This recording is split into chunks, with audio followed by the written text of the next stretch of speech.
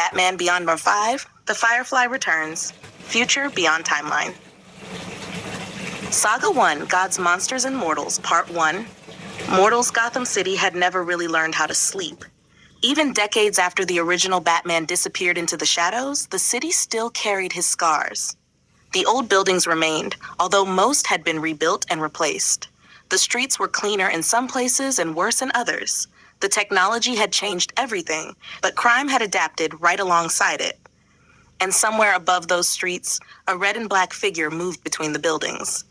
Terry McGinnis landed hard on a rooftop, his boots scraping across the metal surface. He immediately grabbed his side. "Still hurts." A voice came through his communicator.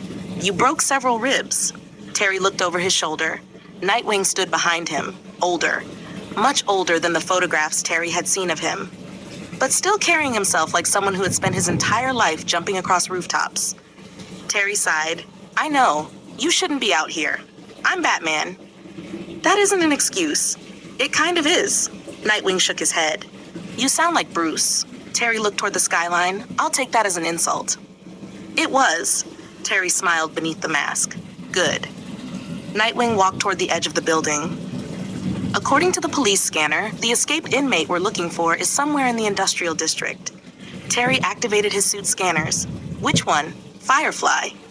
Terry stopped. "Garfield Lynns?" "No." Nightwing looked back at him. "That's the problem." A holographic display appeared in front of Terry's mask. A photograph appeared. A teenage boy, black hair, pale skin, a nervous expression.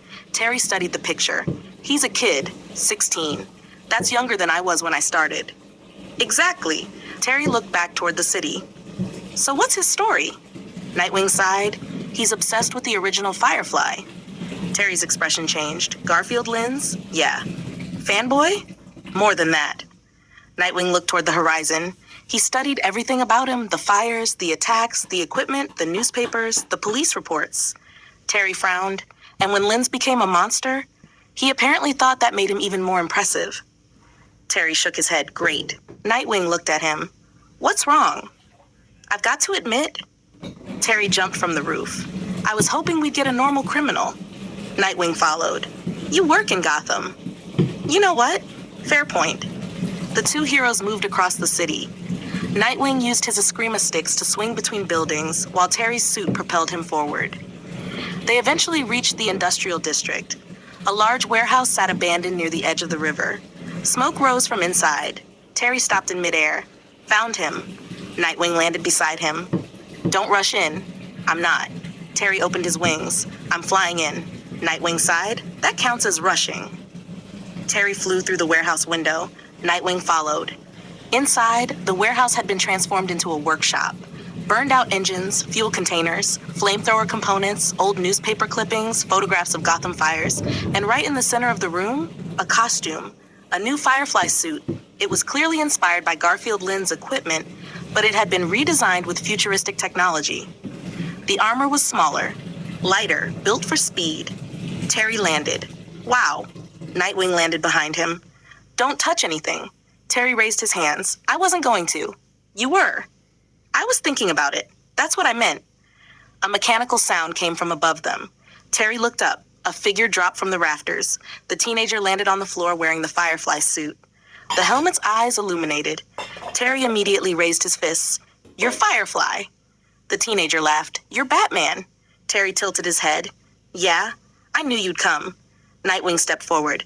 "You broke out of Arkham. I escaped." "You murdered people?" The boy paused. "I burned things."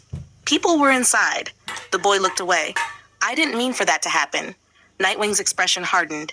"That's what everyone says." The teenager looked at Terry. "You know what the original Firefly did?" Terry didn't answer. "He was brilliant." Nightwing scoffed. "He was a murderer." "He was misunderstood." Terry stepped forward.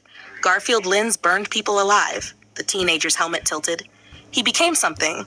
He became a criminal. He became Firefly."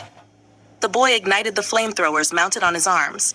Nightwing immediately drew his Eskrima sticks. "Batman?" "I've got him." The teenager fired. Terry flew upward as flames tore across the floor. Nightwing rolled beneath another burst. "He's fast." Terry flew behind Firefly and grabbed him. Firefly activated a burst of propulsion. The two slammed into a wall. Terry grunted. The teenager twisted free and kicked Terry across the warehouse. Terry hit the floor. Okay, he stood.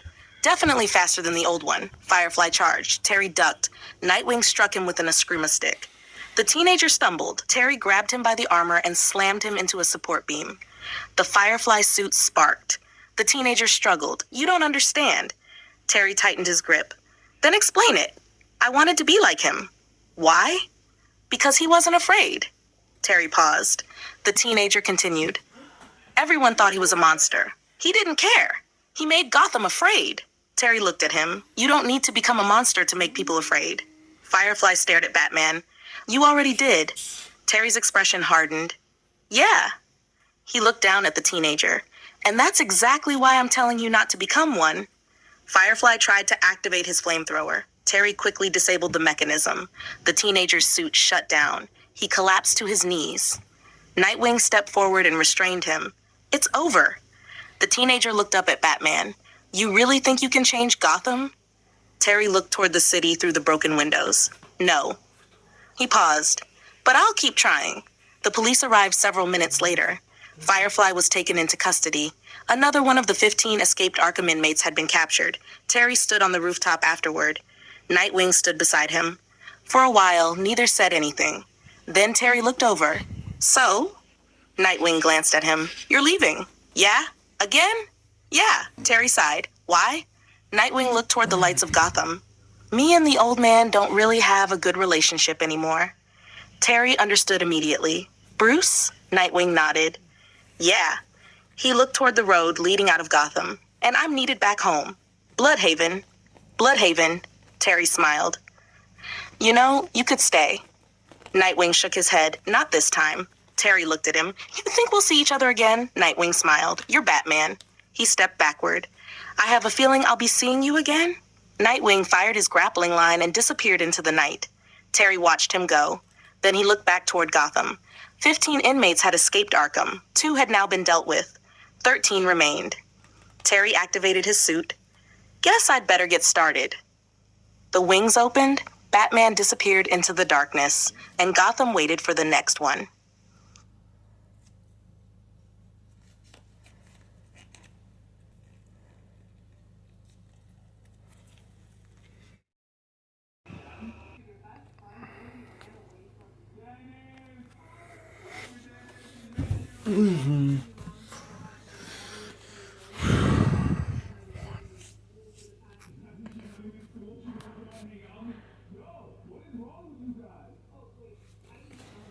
Hawkman number 1, The Ghost of the Gentleman, Earth 1.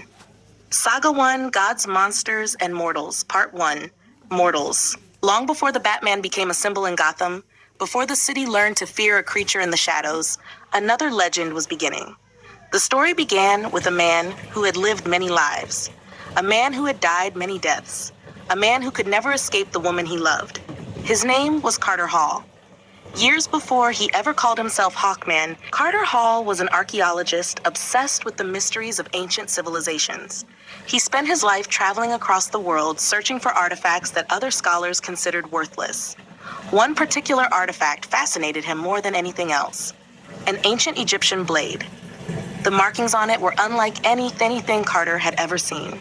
He ran his fingers across the inscriptions. Who were you? He stared at the symbols. What happened to you? He didn't know why, but the artifact felt familiar, almost like he'd held it before, almost like he'd held it thousands of years ago. That night, Carter dreamed. He saw Egypt, he saw a palace, he saw himself wearing armor, and standing beside him was a woman he loved. Her name was Shayera. The dream continued. Carter watched himself die. He watched Shayera die, and then everything went black. Carter woke up screaming. He sat upright in bed, breathing heavily. What the hell was that? He looked around the room. Nothing. Just darkness. Then he heard a woman's voice. Carter. He froze. Who's there? Silence. Carter. He slowly stood. Show yourself. The voice disappeared. Carter spent the next several weeks researching the dream, ancient Egyptian mythology, reincarnation, the afterlife, legends about warriors who returned from death, and eventually he found something. A story about an ancient Egyptian prince named Khufu, a warrior who had been murdered alongside the woman he loved. Carter stared at the ancient text. The names were different, but the story was the same. He kept researching, and the more he learned, the more he realized that he wasn't simply studying history, he was remembering it. Carter eventually discovered that the woman from his dreams was alive. She was a woman named Shayera Saunders. When Carter met her, neither of them understood why they immediately recognized each other. They had never met before, yet they both felt like they'd known one another forever. "You've been having dreams too," Carter said. Shayera stared at him. "How did you know?" "Because I've been having them." She slowly nodded. "Egypt." Carter's eyes widened. "Yes." They spent months investigating their past. Eventually, they discovered something impossible. They had lived before, again and again. Their souls had been reborn throughout history, and every time, they found each other. Carter realized something else. The ancient Egyptian weapons he'd been studying weren't simply artifacts. They were connected to a strange metal, nth metal, a material capable of defying gravity. Carter began experimenting with it. He created a harness, then wings. He tested them in secret. The first time Carter stepped off the roof, he almost died. He fell. Then the wings activated. He shot upward. Carter laughed. For the first time in his life, he felt completely free. He began constructing armor based on ancient designs. A helmet, a mace, a harness, wings made from nth metal. He didn't know exactly what he was becoming, but he knew what he wanted to protect. People. And then the first case came. A string of robberies. But these weren't ordinary robberies. The victims claimed that their possessions had been stolen by a man dressed like a gentleman from another century. A man wearing a top hat, a coat, and a mask. The police dismissed the stories. Carter didn't. He began investigating. He followed the clues to an abandoned mansion. The doors opened by themselves. Carter stepped inside. "Hello," a voice answered. "Good evening." Carter turned. A man stood at the end of the hallway. Top hat, suit, walking cane. A strange grin. "Who are you?" The man bowed. "James Craddock." Carter stared at him. "You're Gentleman Ghost." Craddock smiled. "Ah, you've heard of me. I've heard enough." Gentleman Ghost raised his cane. "Then you know what happens next." The lights went out. Carter felt something hit him. He flew backward. He crashed into a...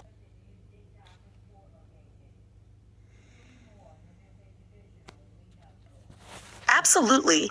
This works as an early Earth 1 story, shortly after Gotham City #1, and it introduces Hawkman before most of the other heroes have appeared. Hawkman #1, Earth 1, Saga 1, Gods, Monsters, and Mortals Part 1, Mortals. The story begins far from Gotham City, long before Bruce Wayne ever put on a mask, before the name Batman became a whispered legend, before Gotham's criminals began fearing something that moved through the darkness. There was another kind of legend. A man who remembered lives he had never lived. A man who had fallen from the sky. A man who had spent centuries searching for the same soul. His name was Carter Hall. Carter had always been fascinated by history. Ancient Egypt, ancient Greece, the Roman Empire, the kingdoms of Europe. Everywhere he looked, something seemed strangely familiar. He could walk through a museum and recognize objects he had never seen before. He could read inscriptions written in languages he had never studied. He sometimes dreamed of places he had never visited, and there was always one woman in those dreams. A woman he couldn't remember meeting. A woman he somehow knew he had loved. His dreams always began the same way. A desert, a temple, a golden throne, a woman standing beneath the moon, and a man standing beside her. Then everything would go dark. Carter would wake up, sweating, confused, and wondering why the name Shayera always seemed to be sitting at the edge of his memory. Years later, Carter became an archaeologist and historian. He spent years traveling the world, studying ancient civilizations and collecting artifacts. Eventually, he came across something that changed everything. A dagger. It had been recovered from an ancient Egyptian tomb. Carter immediately recognized it. He didn't know how. He just did. His hands trembled as he picked it up. "Where have I seen this?" He turned the dagger over. There was an inscription carved into the metal. Carter couldn't read it. At least he shouldn't have been able to. But the words came naturally. "Death does not end the cycle." Carter dropped the dagger. He stared at it. What the hell? That night, Carter dreamed again. This time, the dream was different. He saw himself wearing armor. Not modern armor, something ancient. A helmet, a breastplate, a pair of enormous wings. He was holding a mace, and standing across from him was a man dressed in black. The man's face was hidden. A voice echoed through the dream. "You will always return." Carter woke up. He sat upright in bed. His heart was racing. "Who are you?" There was no answer. Then Carter looked toward the window. Something was sitting on the roof. A hawk. The bird stared directly at him. Carter slowly approached the window. The hawk flew away. Carter watched it disappear into the darkness. Something inside him told him to follow. So he did. The next morning, Carter began researching the dagger. What he found disturbed him. The dagger was connected to a series of ancient murders. Victims had been found throughout history. Egypt, Rome, Britain, France, all killed in almost identical circumstances, and every few centuries, the killings stopped, only to begin again. Carter stared at the documents. This can't be real. Then he found a name, Gentleman Ghost. Carter frowned. That's not a name. According to the legends, Gentleman Ghost was a criminal who had died under mysterious circumstances. A man who returned from the dead. A man who robbed wealthy travelers. A man who appeared during murders and disappearances. But there was something strange about the stories. Every description was different. Some described him as a gentleman dressed in Victorian clothing. Others described him as a ghost. Others claimed he was a demon. Carter closed the book. People really will believe anything. That night, Carter discovered that they shouldn't.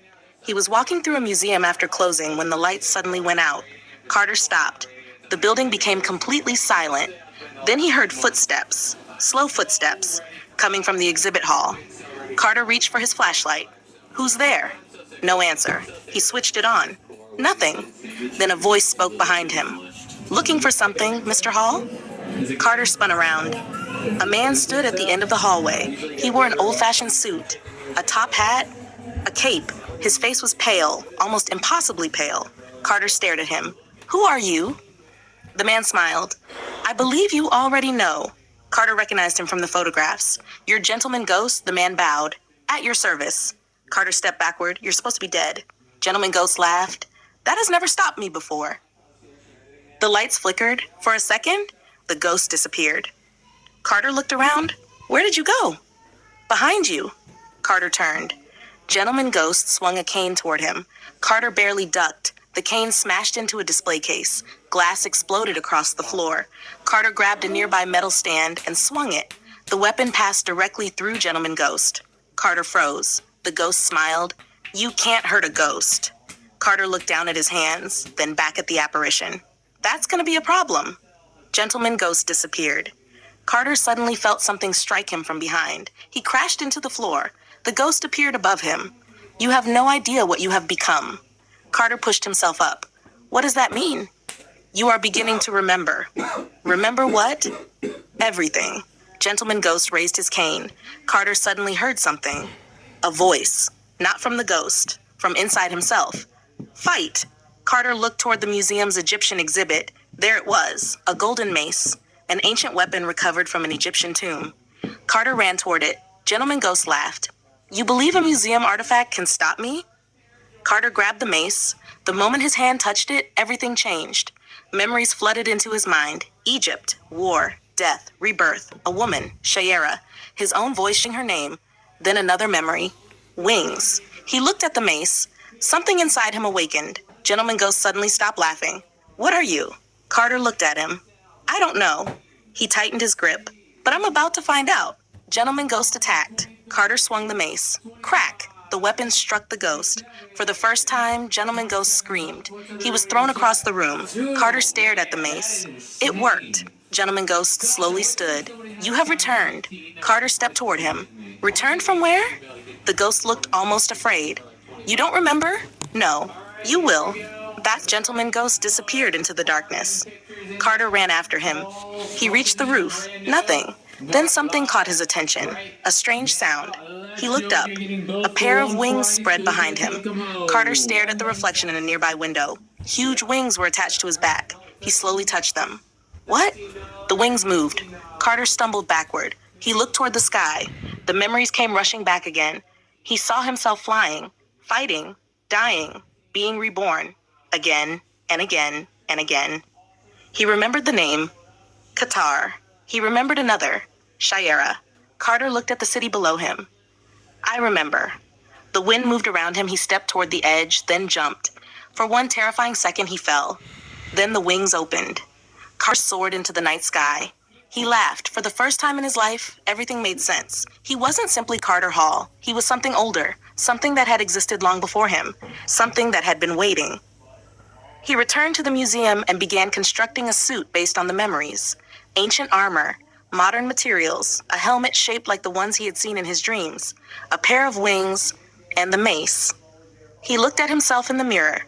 I need a name. He looked toward the hawk perched outside the window. A smile appeared on his face. Hawkman. Later that night, Carter flew over the city. He wasn't looking for Gentleman Ghost anymore. He knew the ghost would return. Instead, he was looking for criminals. He found a group robbing an armored vehicle. Carter landed directly in front of them. The criminals froze. One raised a gun. What the hell are you? Carter raised his mace. The guy who's about to ruin your night. The gunman fired. Carter's wings carried him into the air. He came down with the mace. Crack! The gun flew from the criminal's hand. Another criminal charged him. Carter grabbed him and threw him into the side of the vehicle. The others ran. Carter flew after them. One by one, he brought them down. When the police arrived, the criminals were already tied together. Carter stood on top of the armored vehicle. An officer looked up. Who are you? Carter looked toward the sky, then back at the officer. Hawkman.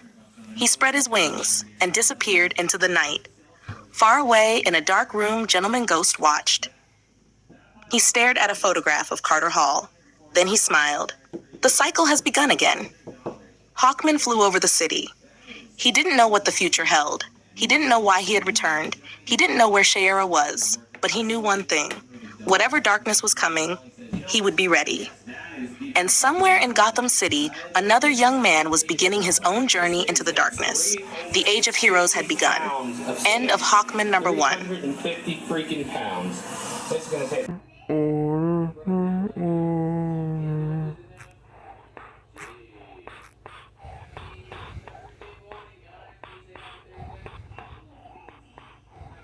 Here's the updated timeline with Hawkman number 1 inserted into the early Earth 1 section and the new stories added to their respective timelines.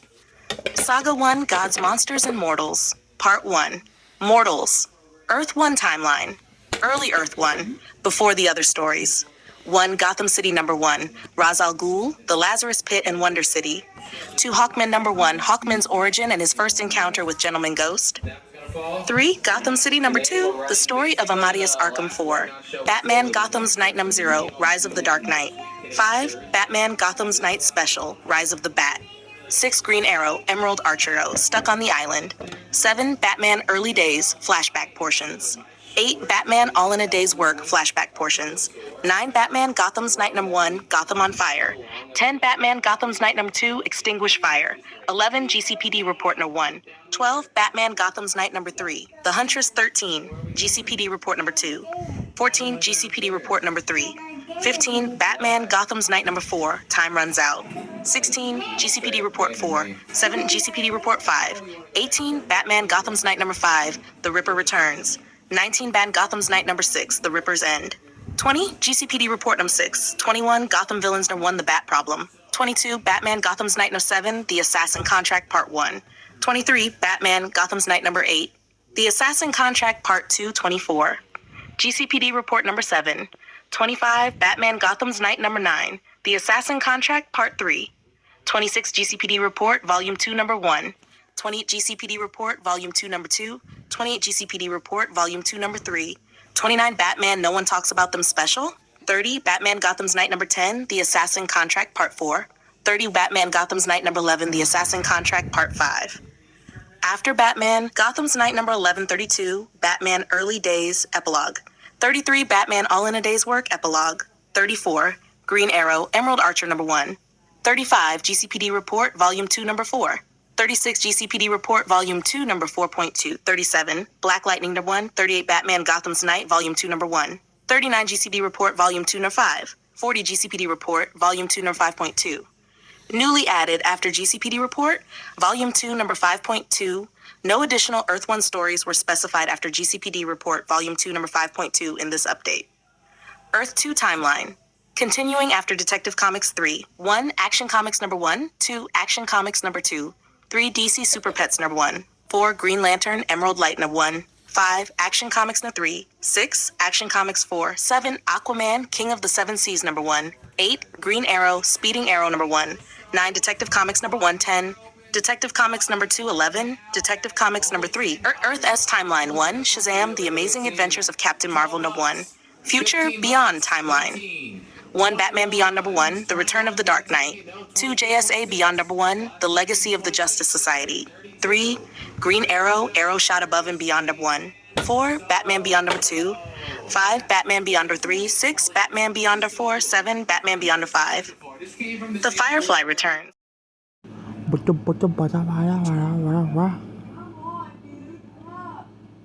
Who? Absolutely. This begins Saga 1, Gods, Monsters, and Mortals, Part 1.2 Mortals, continuing the Earth 1 Green Arrow storyline directly after his first encounter with Onomatopoeia. # Green Arrow, Emerald Archer number 2.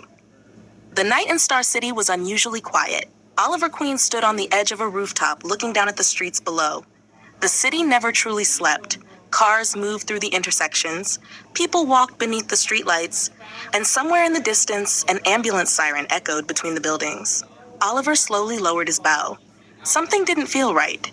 He had been following the murders for days. The killer had no obvious pattern, no demands, no manifesto, no message left for the police, just bodies.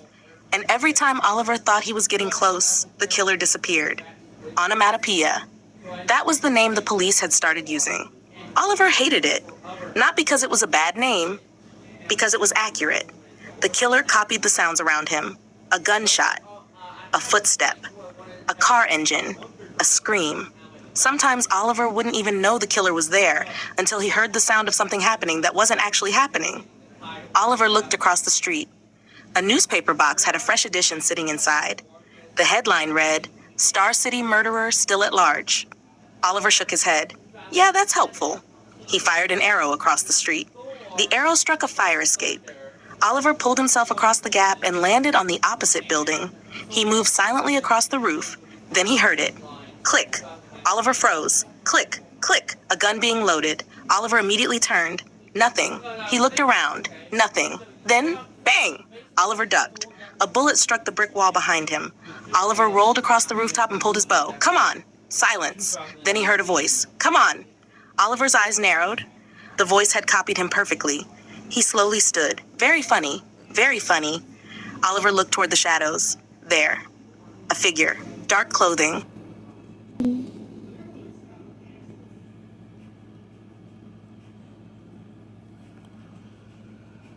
Green Arrow, the Emerald Archer, number 2.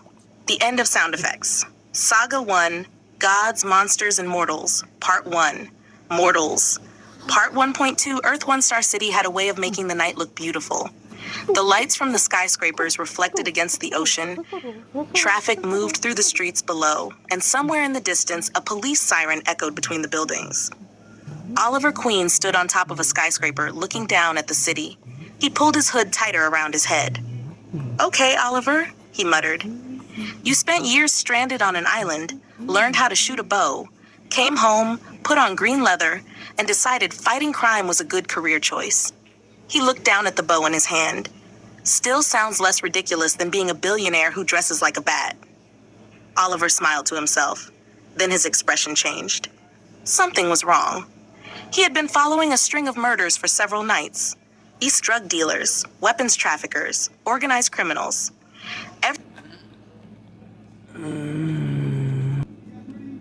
Okay, I fixed everything I did. I should have. Green Arrow, the Emerald Archer number 2.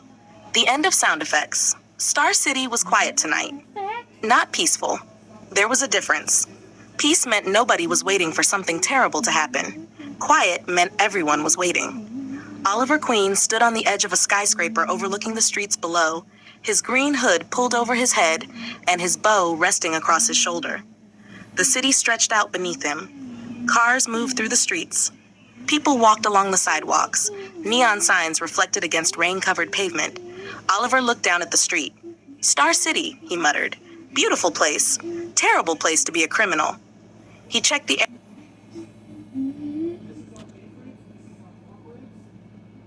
green arrow. The Emerald Archer number 2.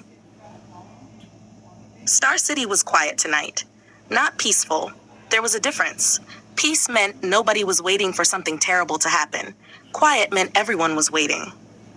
Oliver Queen stood on the edge of a skyscraper overlooking the streets below, his green hood pulled over his head and his bow resting across his shoulder. The city stretched out beneath him. Cars moved through the streets. People walked along the sidewalks. Neon signs reflected against rain-covered pavement. Oliver looked down at the street. Star City, he muttered. Beautiful place. Terrible place to be a criminal. He checked the arrow attached to his bow. Good thing I'm both handsome and extremely well armed. He smiled to himself. Then his expression changed. Something was wrong. He had been following a string of murders for nearly a week. Drug dealers, gang members, people involved in organized crime. None of the victims had anything obvious in common except for the fact that they were all criminals. But Oliver had noticed something else.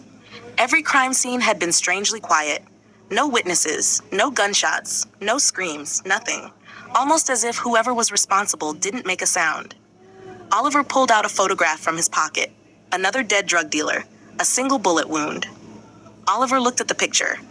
You're not the first one. He looked toward another building. And you're probably not going to be the last. Oliver fired his grappling arrow. The line wrapped around a rooftop railing. He pulled himself across the street. As he landed, he heard something. A footstep. Oliver froze. He slowly turned around. Nothing. Then, click. Oliver ducked. A knife flew past his head. It buried itself in the brick wall. Oliver looked at it. Okay.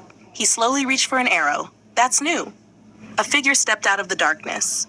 A man dressed almost completely in black. His face was hidden behind a strange white mask. Oliver raised his bow. Who are you? The figure said nothing. Oliver narrowed his eyes. You're going to have to work on the whole mysterious villain introduction. The man tilted his...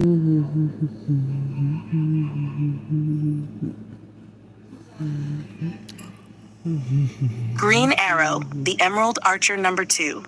The end of sound effects. Saga 1, Gods, Monsters, and Mortals. Part 1. Mortals' Earth Star City was quiet. Not peaceful. Quiet. There was a difference. Oliver Queen knew that better than most. Peace meant people were sleeping without worrying about whether they would make it home. Quiet meant something was waiting.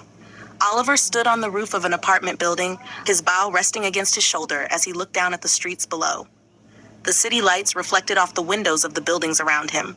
He had been following the same trail for days. Dead criminals, dead drug dealers, dead men who had all been connected to the same underground network. And every crime scene had something in common. There were no words, no messages, no fingerprints, no explanation, only sounds. A gunshot, a car door slamming, a bullet casing, a knife striking flesh, a glass window breaking, and then silence. Oliver pulled an arrow from his quiver. Okay, whoever you are, I'm officially getting tired of playing detective. He looked down at the street, which is ironic because I'm not a detective. A noise came from behind him. Oliver spun around. Nothing. He slowly reached for another arrow. All right. He looked around the rooftop. Come out. Nothing. Oliver narrowed his eyes. Or don't. He smiled. That's fine too. I wasn't expecting much from a guy who communicates exclusively through sound effects. A metal pipe suddenly flew toward his head. Oliver ducked. The pipe smashed into the brick wall behind him. Oliver rolled across the roof and came up with his bow drawn. The figure stood at the opposite end of the rooftop. The same strange mask, the same dark clothing, the same unsettling posture. Onomatopoeia. Oliver stared at him. You. Onomatopoeia tilted his head. Click. Oliver slowly lowered his bow. That's your thing, isn't it? Onomatopoeia raised a pistol. Bang! Oliver dove behind an air conditioning unit. The bullet struck the metal. Okay, Oliver shouted. Definitely your thing. Another shot. Bang! Oliver fired an arrow from behind the unit. The arrow struck the gun and knocked it out of Onomatopoeia's hand. Onomatopoeia looked at his empty hand. Oliver stood. See? He smiled. That's called punctuation. Onomatopoeia charged. Oliver fired another arrow. Onomatopoeia knocked it away. Oliver fired a second, then a third. Onomatopoeia dodged all three. Who taught you to dodge arrows? Whoosh! Oliver stopped. Was that supposed to be an answer? Onomatopoeia kicked him. Oliver flew backward and crashed onto the roof. He groaned. Okay. He slowly got back up. That one actually hurt. Onomatopoeia charged again. Oliver fired an explosive arrow at his feet. Boom! Onomatopoeia was thrown backward. Oliver jumped over him. Good night. He fired a cable arrow. The cable wrapped around Onomatopoeia's legs. Oliver pulled. Onomatopoeia hit the ground. Oliver grabbed his bow and swung it into the man's arm. The weapon went flying. Onomatopoeia immediately pulled a knife. Oliver stared at it. Of course you have a knife. Onomatopoeia lunged. Oliver moved aside. The knife sliced through his jacket. Oliver looked at the tear. That was a nice jacket. He punched Onomatopoeia in the face. Onomatopoeia stumbled. Oliver hit him again and again. Onomatopoeia recovered and slammed Oliver against a wall. Oliver grunted. Onomatopoeia raised the knife. Oliver grabbed his wrist. The two struggled. Oliver looked directly into the mask. You know, I've been wondering something. Onomatopoeia said nothing. You ever get tired? Silence, because I have. Oliver headbutted him. Onomatopoeia staggered. Oliver twisted his arm. The knife fell. Oliver kicked it away. Onomatopoeia reached into his coat. Oliver immediately fired an arrow. The arrow pinned the man's sleeve to a wooden crate. Onomatopoeia pulled. The sleeve tore. He immediately reached for another weapon. Oliver fired another arrow. This one pinned his other sleeve. Onomatopoeia struggled. Oliver walked toward him. You're really starting to run out of options. Onomatopoeia looked at him. Click. Oliver sighed. Yeah. He cracked his knuckles, I know. Onomatopoeia suddenly pulled a hidden blade from his boot. Oliver's eyes widened. You have got to be kidding me. Onomatopoeia swung. Oliver ducked. The blade struck the crate. Oliver grabbed Onomatopoeia's arm and twisted. The killer dropped to one knee. Oliver kicked his legs out from under him. Onomatopoeia fell. Oliver pulled a cable arrow and wrapped it around the man's torso. Then another. Then another. Within seconds, Onomatopoeia was completely restrained. Oliver stepped back. Stay. Onomatopoeia struggled. Crack. Oliver pointed at him. Don't. The killer stopped. Oliver stared at him. For the first time, the joking expression disappeared from his face. People are dead because of you. Onomatopoeia remained silent. You don't talk. Nothing. You don't explain yourself. Nothing. And apparently you don't care. Onomatopoeia tilted his head. Oliver looked down at him. Then I'm going to find out who paid you. Onomatopoeia suddenly smiled beneath the mask. Oliver noticed. What? Onomatopoeia said nothing. Oliver searched him. He found several weapons, a pistol, a knife, a collection of lockpicks, several different types of ammunition, and finally a small black notebook. Oliver opened it. Names. Dozens of them. Some had been crossed out. Oliver recognized several immediately. They were drug dealers, men whose bodies had been found over the last several weeks. Oliver looked at Onomatopoeia. You weren't randomly killing people. Onomatopoeia said nothing. Oliver continued reading. One name appeared repeatedly beside several of the dead men. Then he saw another name, Count Vertigo. Oliver's expression changed. Count Vertigo. Onomatopoeia tilted his head. Oliver looked at the list again. These men were competing drug dealers. He looked toward the city, and somebody wanted them gone. Oliver looked back at the killer. Somebody hired you. Onomatopoeia remained silent. Oliver sighed. You're not much for conversation. Click. Yeah. Oliver shook his head. I got that. He pulled out a small communicator. I'll let the police know they have a professional serial killer tied up on a rooftop. Oliver looked down at the notebook. But this? He held it up. This is staying with me. Onomatopoeia suddenly lunged. Oliver reacted instantly. He fired an arrow. The arrow struck the ground directly in front of the killer. Onomatopoeia stopped. Oliver stared at him. Don't. Onomatopoeia slowly backed away. Oliver fired another cable arrow. It wrapped around his legs. Onomatopoeia fell again. Oliver walked over. You're done. The police sirens could already be heard in the distance. Oliver looked toward the city. His expression became serious. He had started the night hunting a killer. He had ended it with something much worse. A name, Count Vertigo. Oliver opened the notebook again. There were names of drug dealers, names of suppliers, names of smugglers, names of corrupt businessmen. And at the very bottom of the final page was a single name, Count Werner Vertigo. Oliver stared at it. So that's who's behind this. He closed the book. Onomatopoeia looked up at him. Click. Oliver looked at him. You know. He smiled slightly. Usually when someone tries to kill me, they at least have the decency to tell me why. Onomatopoeia remained silent. Oliver shook his head. Never mind. The sirens grew louder. Oliver fired his grappling arrow toward the next building. Before leaving, he looked back one final time. Onomatopoeia was still tied to the rooftop. The police were coming. Oliver pulled the hood of his costume over his head. Looks like your sound effects are over. He fired the line. The arrow caught. Oliver swung away into the night. But he wasn't thinking about onomatopoeia anymore. He was thinking about the name in that notebook. Count Vertigo. Somebody had been quietly removing drug dealers from Star City streets. And now Oliver knew who had ordered it. The Emerald Archer disappeared into the darkness. The hunt for Count Vertigo had begun. The person who made Spawn as well. And I like this comic. So, Mom, look, Lizard. I got a lizard story. That's why I got this one. And yeah, I can.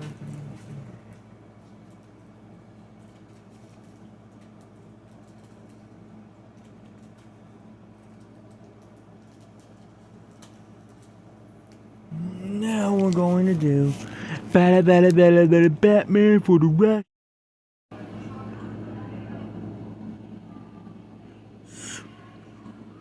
Anyways, this is the only Batman story I believe that I've written for Mortals Part 1.2 that has Batman, or at least Batman action, since the other ones are Blackgate interviews. Batman, Gotham's Night, Volume 2, Number 2, The Feast. Saga 1, God's Monsters and Mortals. Part 1, Mortals 1.2, Earth 1. Gotham City never stopped. Even when one monster was caught, another appeared. The Ripper was behind bars. Firefly was in Blackgate. The Huntress had vanished. The Archer had been taken to Metropolis. Bronze Tiger was locked away. And somewhere in the shadows, Black Mask was still waiting. The Candy Killer was still out there. Batman knew all of that. But Gotham had a bigger problem. The city was still being controlled by people who didn't need costumes. Men who didn't need masks. Men who could sit in expensive buildings, drink expensive alcohol, wear expensive suits, and order people to die without ever touching a weapon themselves. The crime families were still operating. The mob was still feeding on Gotham. And Batman had spent too much time chasing individual criminals. Tonight, he was going after the people who created them. Bruce Wayne stood alone in the Batcave. The computer displayed dozens of files: Falcone, Maroni, Thorne, Loeb, Zito, Milligan. He stared at the names. The city had become a machine. The criminals were its moving parts. The politicians protected it. The police were sometimes forced to work around it. The wealthy pretended it didn't exist. And Batman had spent months pulling individual pieces out, but the machine kept running. Bruce closed his eyes. I've been looking at this wrong. He opened them. I've been chasing the men carrying the guns. He looked at the files. I need to go after the men who give them the guns. He turned away from the computer. Alfred stood nearby. You're going after the families. Bruce didn't answer. Sir? Bruce picked up his cowl. They're having a meeting. That sounds dangerous. It is. Do you have a plan? Bruce put the cowl on. Yes. Alfred sighed. That usually means you have decided to improvise. Batman walked toward the exit. Keep the light on. Of course, sir. Batman disappeared into the darkness. Later that night, the Falcone family residence was alive with activity. Luxury cars lined the street. Men in expensive suits entered through the front doors. Guards stood outside. Some belonged to the Falcone organization. Others worked for different crime families. Nobody trusted anybody. That was how Gotham's underworld worked. Trust was weakness. Money was power. Fear was everything. Inside the mansion, Carmine Falcone stood with a drink in his hand. He looked around the room. Sal Maroni was there. Rupert Thorne was there. Gillian B. Loeb was there. Hamilton Hill was there. Tony Zito was there. Matt Milligan was there. The city's most powerful criminals and corrupt businessmen had gathered under one roof. They were laughing, drinking, talking about Gotham as if it belonged to them. Outside, several men stood near the entrance. Detective Arnold Flass, Detective Harvey Bullock, Officer Marcus Driver. They weren't alone. Several mafia men stood around them. Bullock looked around. I hate these parties. Flass glanced at him, then stopped complaining. I'm not complaining. You've been complaining for 10 minutes. Bullock sighed. I'm just saying, I don't like standing outside some rich bastard's house while criminals drink champagne inside. Marcus Driver looked toward the building. Nobody said you had to like it. Bullock looked at him. Thanks, Marcus. Flass adjusted his coat. Just stay alert. Bullock laughed. For what? Flass looked toward the darkness. Batman. Bullock's expression changed. He's not real. Flass stared at him. You really believe that? Bullock shrugged. I believe somebody's been beating the hell out of criminals. Flass smiled. That's all Batman is. Bullock looked toward the mansion. Then why are you worried? Flass didn't answer. A shadow moved across the rooftop. Nobody noticed. Batman crouched above them. He watched. Counted. 1, 2, 3, 4, 5, 6, 7. More inside. Batman studied every entrance. Too many guards. He looked down at Flass and cops. His eyes moved toward Bullock. Some corrupt, some probably just doing what they're told. Batman moved. Silently. He dropped behind the first mafia guard. The man turned. Batman grabbed him, a quick strike to the neck. The man collapsed. Another guard turned. Batman threw a batarang. It struck the man's weapon and sent it flying. Batman moved forward, one punch. The man dropped. A third guard pulled a gun. Batman disappeared behind a parked car. The guard looked around. Where'd he go? Batman came from behind him. The guard hit the ground. Bullock heard the noise. What was that? Flass turned. Check it out. Bullock walked toward the side of the building. He found 3 unconscious men. He stared. Okay. Flass came over. Bullock looked at him. That's new. Flass looked around. Get the others. Before Bullock could respond, Batman dropped behind Flass. Flass turned. His eyes widened. Batman hit him. Flass collapsed. Bullock pulled his weapon. Batman looked at him. Bullock froze.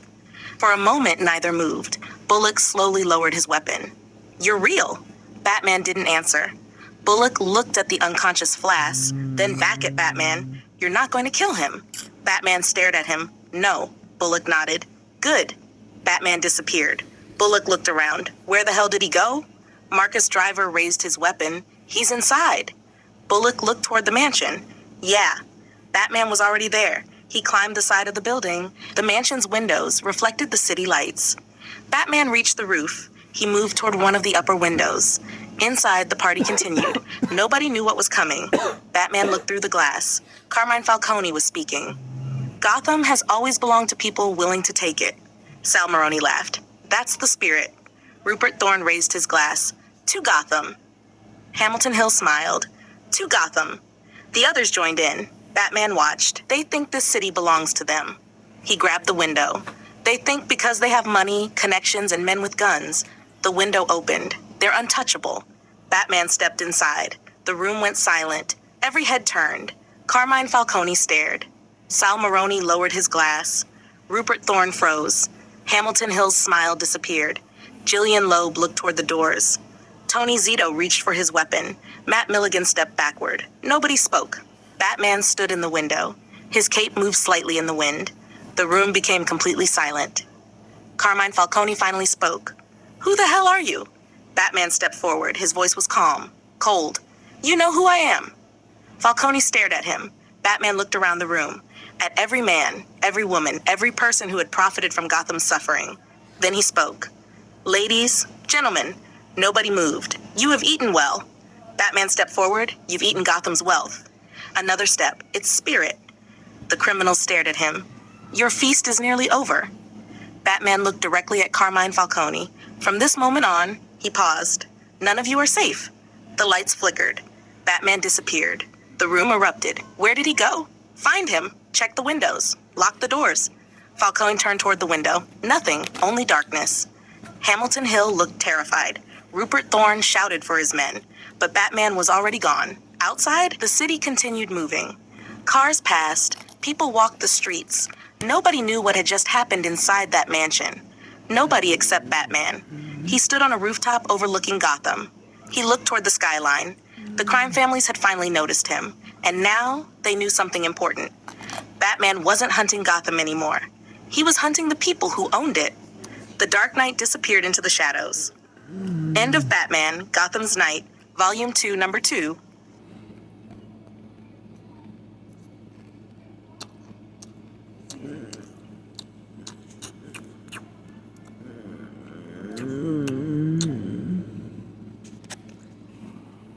Blackgate Interviews Number 1, Dr. Harleen Quinzel, Interview with Dr. Death, Earth 1 Saga. 1. Gods, Monsters, and Mortals, Part 1, Mortals 1.2.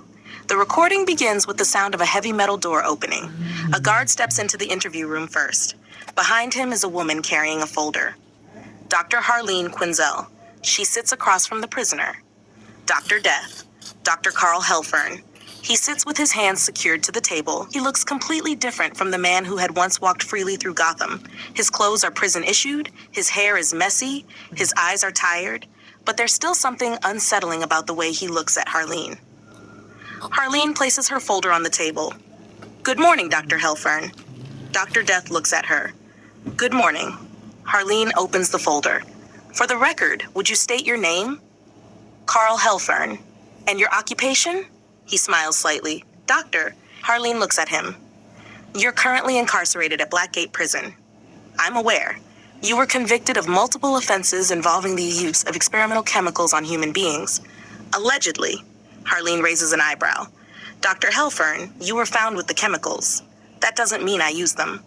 You were also found in a laboratory surrounded by mutated animals. Animals, yes. They weren't people. Harleen pauses. No. Dr. Death leans back. Then I don't understand the problem. Harleen studies him. Let's start from the beginning. Dr. Death says nothing. Where were you born? Gotham. Family? Dead. Parents? Dead. Brothers or sisters? No. Harleen writes something down. Did you always want to become a doctor? Dr. Death smiles. I wanted to understand death. Harleen stops writing. That's not what I asked. It is the answer. She looks at him. You became a doctor because you wanted to understand death? Zev, medicine is about understanding the human body. Yes. Death is the ultimate failure of the human body. Harleen nods slowly. And you wanted to defeat it? No. Dr. Death looks directly into her eyes. I wanted to understand why it happens. Harleen flips through the folder. Your medical career was successful. Very. You worked in several hospitals. Yes. You published research. Yes. You were respected. Once. What happened? Dr. Death looks down at the table. People became afraid of my work. Why? Because they didn't understand it. Harleen smiles slightly. Or because your work was dangerous. Dr. Death doesn't respond. Harleen turns another page. You began experimenting with biological compounds. Research. Biological compounds. Research. Human experimentation. Dr. Death looks at her. Necessary. Harleen's expression changes. Necessary? How do you learn what a substance does to a human being without testing it on a human being? You don't. Exactly. You could have stopped. Dr. Death laughs. Stopped? Yes. You don't understand science. Then explain it. Dr. Death leans forward. Every great discovery has required someone willing to cross a line. Harleen studies him. And you believed you were the person willing to cross that line. I knew I was. She writes something down. You called yourself Dr. Death. I didn't. Then who did? The newspapers. Why do you think they chose that name? Dr. Death smiles. Because they were afraid. Of you? Of what I represented. Harleen closes the folder. What do you represent? Dr. Death looks at her. The inevitable. There is silence. Harleen watches him for several seconds. Let's talk about your first encounter with Batman. Dr. Death's expression changes. You believe in him? I've interviewed people who have seen him. That's not what I asked. Harleen leans forward. Do you believe Batman exists? Dr. Death smiles. Yes. Why? Because he defeated me. Harleen pauses. Tell me about that. Dr. Death looks toward the one-way mirror. He came into my laboratory. What did you think when you first saw him? I thought he was a criminal. And then, I thought he was insane. Why? Because he wore a costume. Harleen smiles. That's ironic. Dr. Death laughs. Perhaps. What happened? He attacked my guards. You had guards? Everyone needs protection. From Batman? From everyone. Harleen looks through the file. You fought him. Yes, and he defeated you. Eventually. How? Dr. Death's smile disappears. He was persistent. That's all? He wouldn't stop. Why? Because he believed he was doing something important. Harleen studies him. Did you ever figure out who he was? Dr. Death doesn't answer. Dr. Helfern? I know who he is. Harleen looks up. You do? Dr. Death smiles. I know enough. Harleen closes her folder. Who is he? Dr. Death laughs. That's the question, isn't it? She waits. He says nothing. Is Batman dangerous? Yes. More dangerous than you? Dr. Death thinks for a moment. No. Harleen looks surprised. No?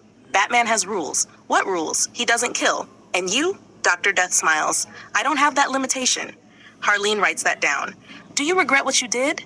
Dr. Death looks at her. No. Not even the people you hurt? They were part of the experiment. They were human beings. Everything is an experiment. Harleen closes her folder. That's an interesting philosophy. It's reality. No. She looks directly at him. That's your excuse. Dr. Death's smile fades. Harleen stands. That's all for today. Dr. Death watches her gather her papers. You'll come back. Harleen looks at him. Why? Because you're curious. She doesn't answer. You want to understand me. Harleen picks up the folder. No. She walks toward the door. I want to understand why someone as intelligent as you decided that being a monster was worth it. Dr. Death smiles again. The guard opens the door. Harleen stops.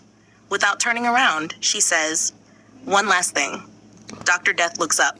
Yes? You're not the first person in Gotham to think they're above everyone else. Dr. Death says nothing. Harleen leaves. The heavy door closes. Dr. Death sits alone. For several seconds, nothing happens. Then he looks toward the one-way mirror. I know you're listening. The recording continues. Dr. Death smiles. Tell Batman. He leans back. That death is only the beginning. The recording abruptly ends. And this one takes place before Batman Gotham's Night, Volume 1, Number 7. Blackgate Interviews, Number 2. Dr. Harleen Quinzel, Interview with Firefly Earth 1 Saga. 1. Gods, Monsters, and Mortals. Part 1. Mortals 1.2. The recording begins with the sound of a lock turning. A heavy metal door opens. 2 Blackgate guards escort a prisoner into the interview room. Garfield Lins, formerly a pyrotechnician, now known throughout Gotham as Firefly. He sits down. His hands are secured to the table. Dr. Harleen Quinzel sits across from him with a folder in front of her. Garfield looks at her. Then he looks at the camera. Then back at her. He smiles. Harleen opens the folder. Good morning, Mr. Lins. Garfield doesn't answer. Mr. Lins, he slowly looks toward her. Fire. Harleen pauses. Excuse me?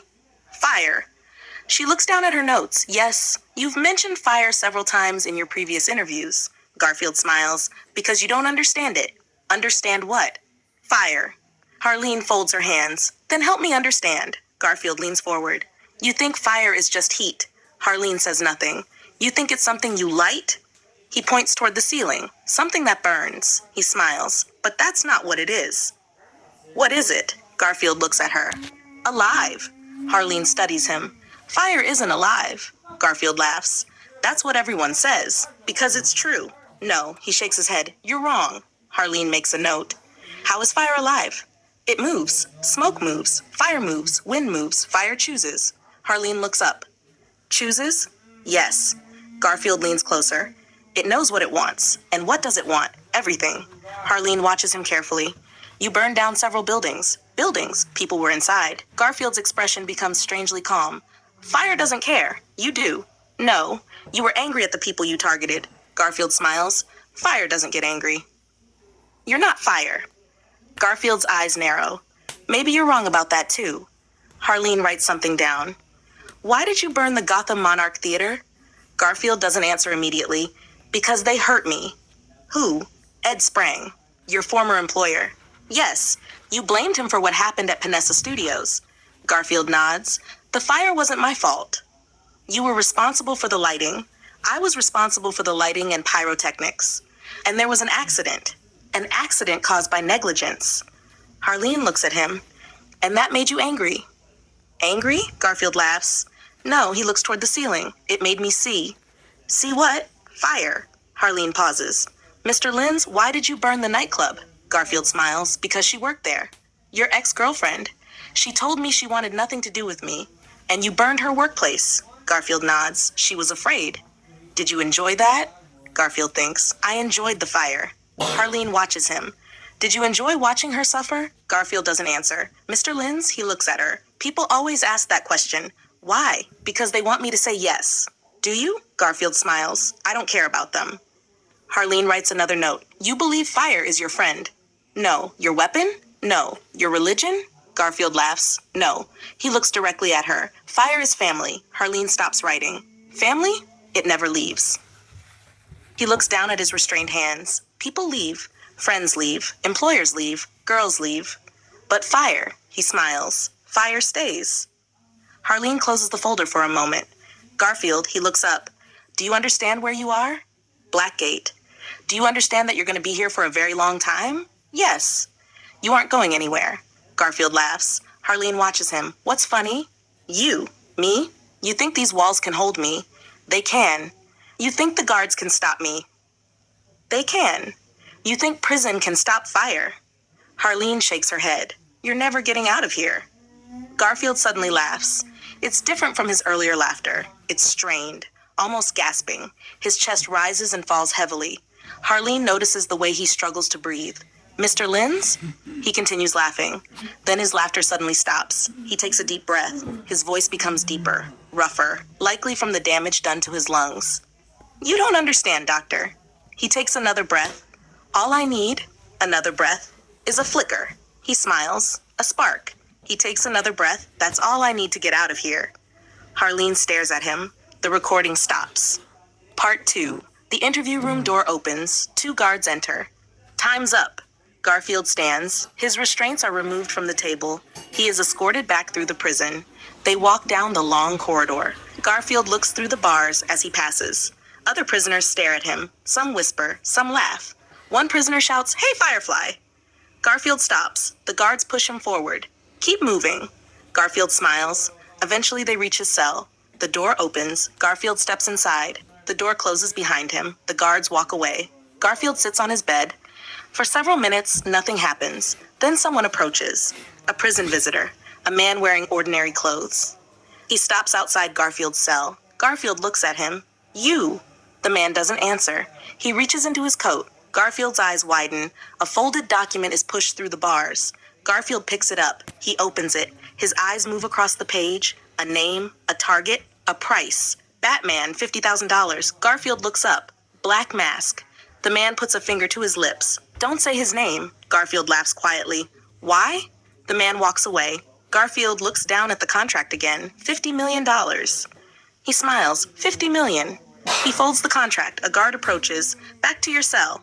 Garfield walks inside. The door locks. The visitor disappears down the hallway. Nobody notices the look on Garfield's face. He isn't thinking about the money. He's thinking about Batman and fire. Part 3. Later that night, Garfield sits alone inside his cell. The prison has gone quiet. He looks around. Nothing. Then he notices something. A loose panel. Garfield slowly stands. He walks toward it. He examines the damaged section of the wall. Behind it are several wires. Garfield's eyes widen. He smiles. Oh. He reaches toward them. He touches one. His smile grows. Hello. He carefully pulls the wires closer. He studies them like an artist looking at a blank canvas. Then he connects them. A tiny spark appears. Garfield freezes. His eyes widen. The spark disappears. He waits. Then, crack! A burst of electricity shoots through the wall. Garfield laughs. The lights flicker. Smoke begins filling the cell. Garfield backs away. The electrical system overloads. A fire suddenly erupts. Garfield watches it spread. His face is illuminated by the flames. He laughs. The fire grows. An alarm begins screaming throughout Blackgate. Guards rush down the corridor. Fire! Get the prisoners out! Get the fire extinguishers! Garfield stands inside his cell. The flames reflect in his eyes. He whispers, I told you. He smiles. Fire is alive. The flames consume the doorway. Garfield steps toward them, and for the first time since being locked inside Blackgate, he walks toward freedom. End of Blackgate Interviews number